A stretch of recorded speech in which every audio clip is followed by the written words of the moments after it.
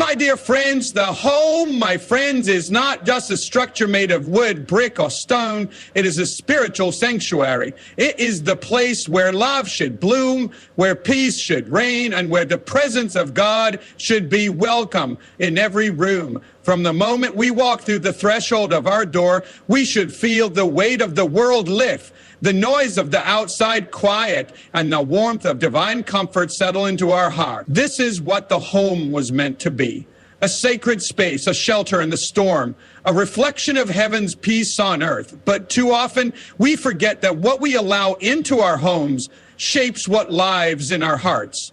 The people we let sit on our couch, the voices we let echo in our living rooms, the spirits we welcome through casual conversation, these all influence the atmosphere of our homes.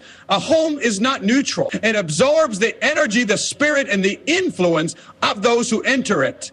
That is why it is so important to understand the sacredness of our home and to guard it like a temple. When God blessed you with a home, whether it's a single room or a sprawling estate, he gave you a space to steward. He gave you a place to build not just walls, but legacies. Not just routines, but rituals of hope and faith. It's where your children learn to pray, where your heart learns to rest, and where your soul can hear the voice of the Lord, undisturbed by the noise of the world. That's why the home is more than a place. It's a spiritual ecosystem. And if we don't protect that sacred ecosystem, it will be overrun by influences that were never meant to dwell there. So let us begin by honoring our homes as holy ground, because when you treat your home as sacred, you start to realize just how much it matters who you let cross the threshold. There are some people, my friend, who walk into your home carrying more than just their presence. They bring in their bitterness, their baggage, their negativity, and their chaos. These are the ones who never speak life, never encourage, and never lift you higher. They are the critics, the complainers, the ones who can find a storm cloud in the brightest sky. And if you're not careful, their spirit will seep into the walls of your home like a slow poison, turning joy into tension and peace into restlessness. You see, these are the people who, without saying it out loud, constantly suggest that your dreams are too big or your faith too naive. They question your decisions, plant seeds of doubt, and laugh at the things that God placed in your heart. They don't come to connect. They come to infect. They leave behind a heaviness that lingers in the air long after they're gone, a tension that wasn't there before they arrived. I've seen homes lose their light because these people were allowed to visit too often, too freely. I've seen children pick up cynical attitudes from a relative's constant complaining. I've seen marriages strain under the subtle pressure of voices that never intended to build, only to belittle. And I say to you today, just because someone knocks on your door doesn't mean you have to let them in. Your peace is not worth sacrificing for the sake of politeness. Your calling is not worth dimming to keep someone else comfortable. The Bible tells us to guard our hearts, for out of them flow the issues of life. I believe we are also called to guard our homes, for out of them flow the spirit that shapes our families, our thoughts, and our future. When someone consistently disrupts the peace God is building in your life, you have every right, every divine right, to say, not in this house, not anymore. There are those who carry with them the spirit of gossip. And when they enter your home, they don't come to bless it, they come to stir unrest, to plant division, and to spread poison masked as conversation. These people wear a smile on their faces and act as though they care, but their words are daggers dressed in silk. They ask subtle questions, drop suggestive comments, and by the time they leave, you feel unsure of people you once trusted and suspicious of the peace you once enjoyed. Let me tell you something I've learned. A gossiper can ruin more than just reputations. They can destroy the atmosphere of your home. Their presence lingers long after they've gone, like smoke that clings to the curtains and seeps into the walls. You start to feel tense around people you love. You begin to question relationships that used to feel safe. That's the unseen damage gossip brings. It contaminates the soil where love and trust are supposed to grow. These are the kinds of people who say, I'm just telling you so you know, of don't tell anyone I said this.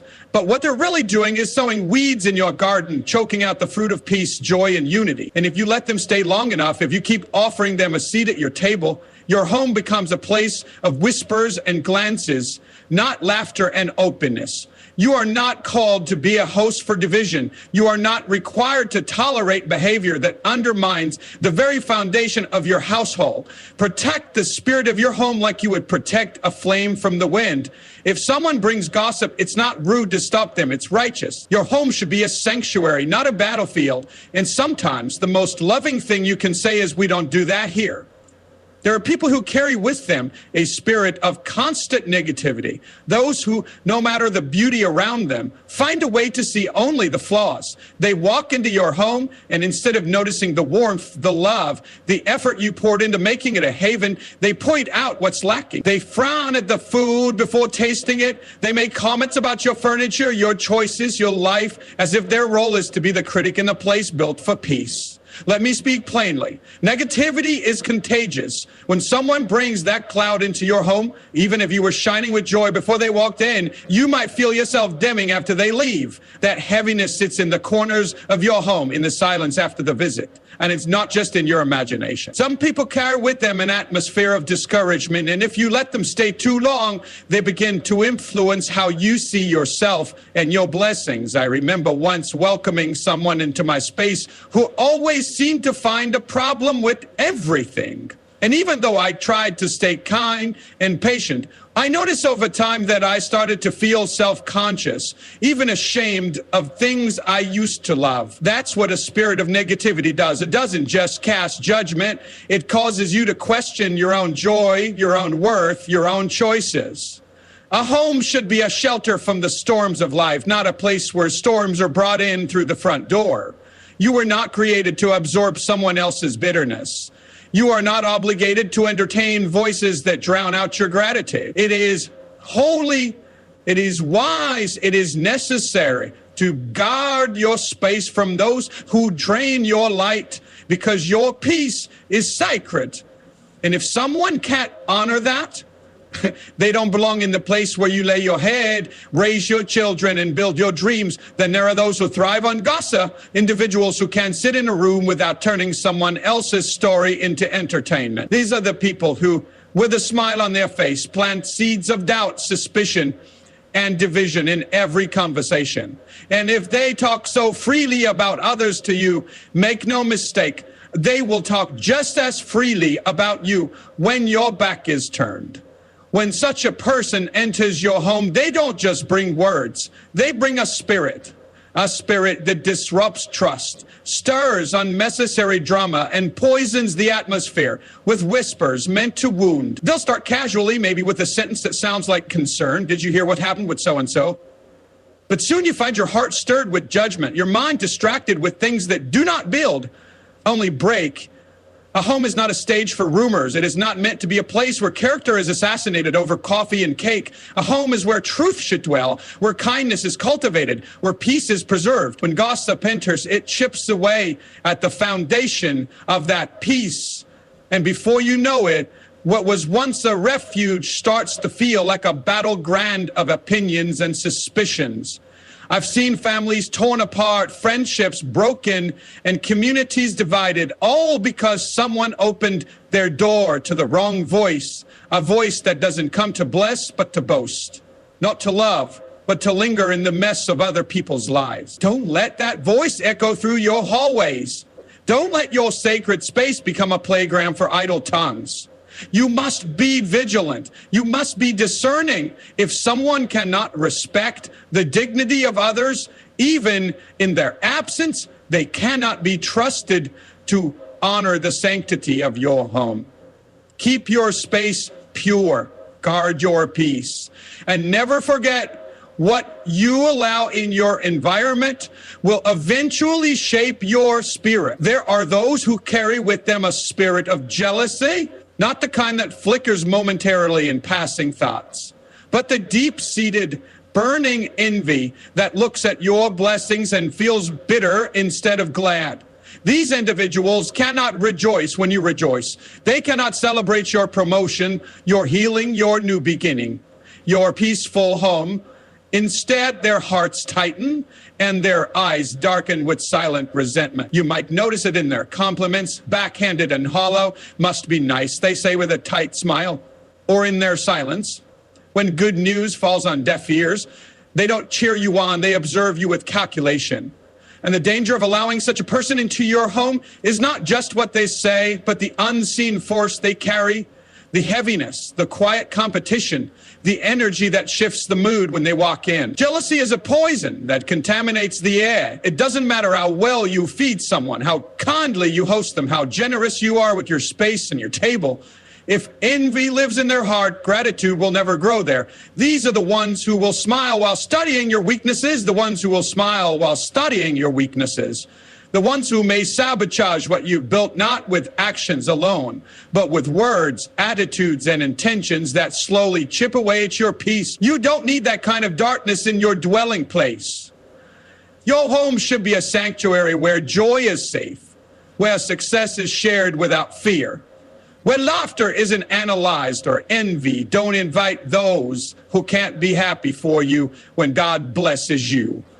But because if they cannot handle your rise, they'll never support your journey, and certainly not from within your walls. Be wise with your space. Protect your spirit. And remember, not everyone who knocks deserves to enter. Some are sent not to share your table, but to disturb it. Let peace be your boundary and discernment your gatekeeper. There are people who carry with them a heavy spirit of constant complaining, those who seem to find something wrong in every situation, every person, every blessing. They are the storm that enters even the sunniest of days, and if you're not careful, they will shift the very atmosphere of your home. You could offer them a seat at your table, your best hospitality, your warmest smile, and still they will find fault. The food is too spicy. The room is too cold. The world is falling apart. These are not just words, they are seeds, seeds of discontent, seeds of discouragement. And if those seeds are watered too long in the soil of your peace, they will take root. These individuals do not only drain the room, they dim the light in others. Their constant negativity becomes a soundtrack that plays in the background of your life until you start questioning your joy, your blessings, your gratitude. You begin to see the world through their lens, a world painted gray where every gift is suspicious and every step forward is burdened with worry. And this kind of presence, if allowed too long in your space, can weigh down your spirit, especially in moments when you're already trying to hold on to your strength. Your home is supposed to be a refuge, a sanctuary, a place where faith can be spoken aloud without mockery, where hope can rise like the morning sun, where dreams are nurtured, not trampled on. Complaining is contagious.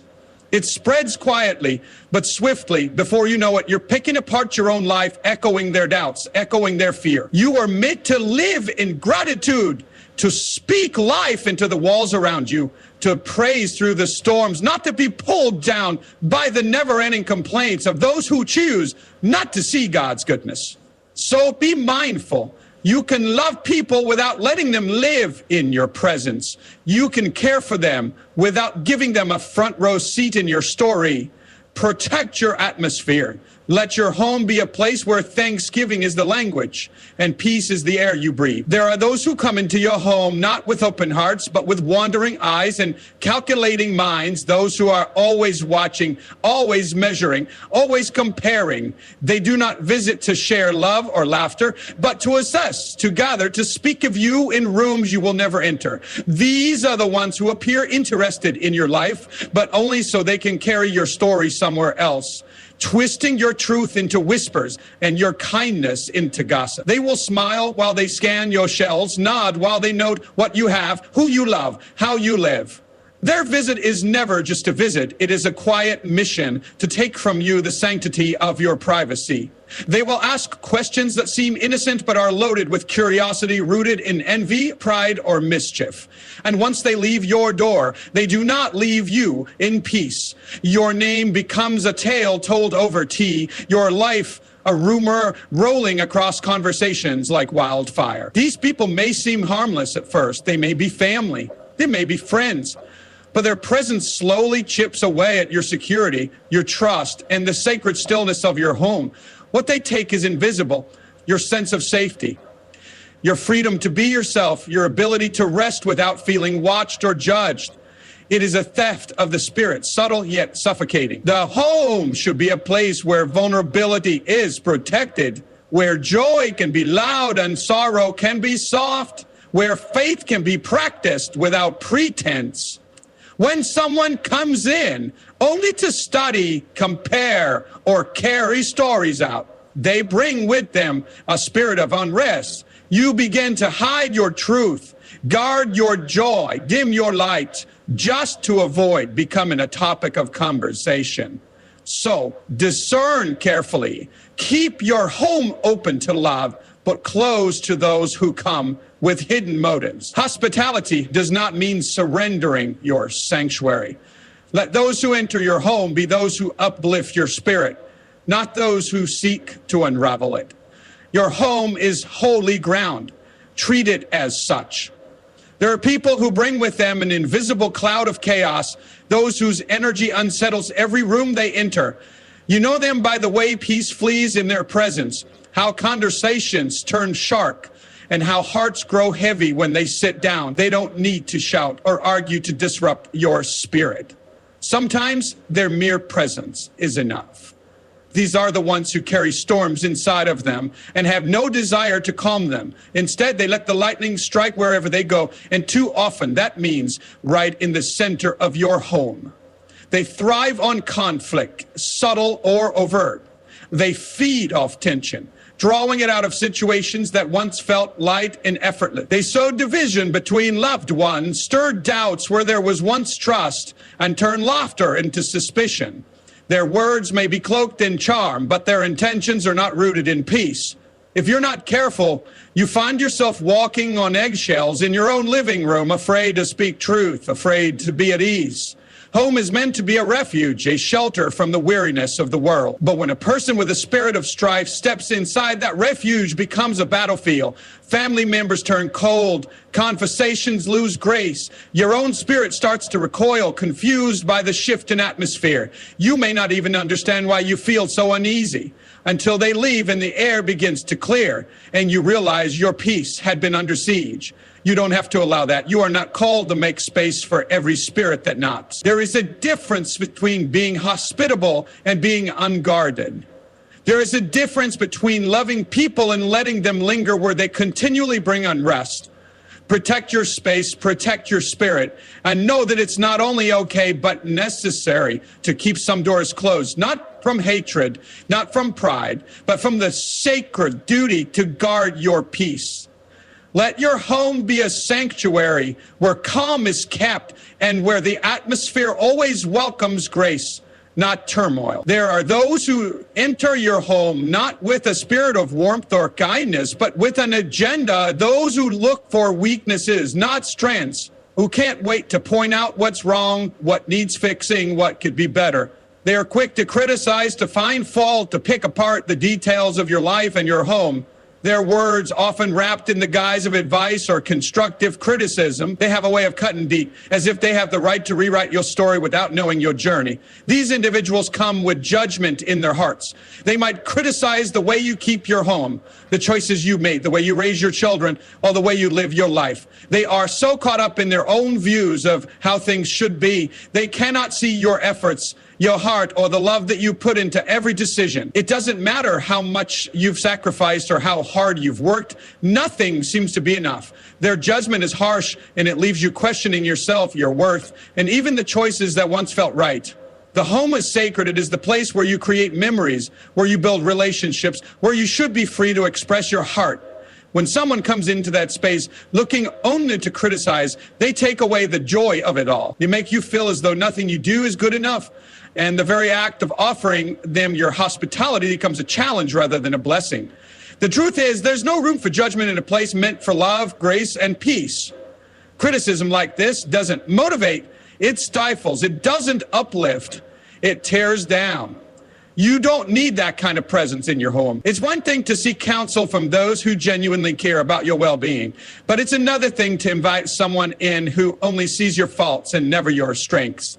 If their presence leaves you feeling smaller, weaker, less than, then it's time to close the door. Your space is precious. Your peace is invaluable. Don't let anyone treat your home as a place to air their frustrations or impose their unrealistic standards on your life. You deserve a home where encouragement flourishes, where love abounds, and where judgment has no place. There are those who step into your home only to drain your energy. Those who, despite their presence, leave you feeling more exhausted than when they arrived. They carry with them a heaviness that isn't always obvious at first. At first glance, they may seem harmless enough, but soon you realize that every moment spent with them is a tug of war between your own peace and their constant demands for attention, sympathy, or approval. These are the people who never seem to find contentment, no matter how much you give, no matter how much you offer. They walk through the door with a need that is never truly satisfied, always seeking more of your time, your thoughts, your emotions. Their needs come at a cost, your own mental and emotional reserves. They are often so caught up in their own struggles, their own turmoil, that they do not even realize the toll their presence takes on those around them. It's as though they are constantly in a state of crisis, and they bring that crisis into your home, expecting you to carry it with them. What makes it particularly draining is that these individuals rarely reciprocate. They don't come with the intention of bringing peace, joy, or healing to your life. They come to take, to ask for help, to seek validation. And while they might leave with their burdens a little lighter, you're left carrying the weight of their emotional exhaustion. And when they leave your doorstep, they often leave behind the residue of their turmoil, thoughts lingering, hearts weighed down, energy depleted. The house may look the same, but the atmosphere has shifted. This kind of emotional drain can be insidious. It slowly creeps in, unnoticed at first, but over time, it begins to affect how you engage with others, how you feel about yourself, and even your outlook on life.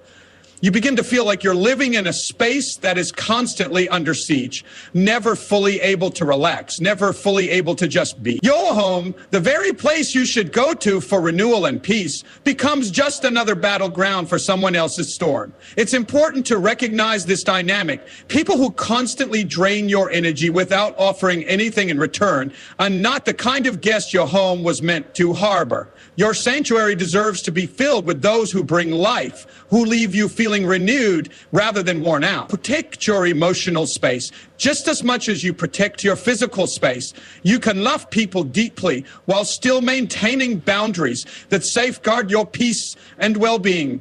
Your home is a place where you should be replenished, not depleted. So learn to recognize when someone's presence is taking more than it is giving, and have the strength to protect yourself from that drain. As we reflect on the type of people we allow into our homes, it's important to remember that we have the power to protect our peace, our energy, and our well-being. Our homes are meant to be sanctuaries, places where we feel safe, loved, and uplifted. We must be intentional about who we invite in and what energies we welcome. It's not about being unkind or judgmental, but rather about honoring ourselves in the sacredness of our space. We must guard our hearts and our homes, knowing that not everyone has the right to dwell there. Not everyone has the right to shape the atmosphere in our personal sanctuaries. The people we choose to surround ourselves with should lift us, inspire us, and bring out the best in us. As we move forward, let us be mindful of the company we keep, of those who nourish our souls and those who drain us. Let's choose to foster an environment of love, joy, and mutual respect, where encouragement reigns, where peace flows, and where we can truly be ourselves. Protect your space, guard your peace, and remember that it is okay to keep your door closed to anyone who threatens the tranquility of your home. You deserve a home that is filled with light, not darkness, and you have every right to guard it fiercely. Your peace is invaluable. Never forget that.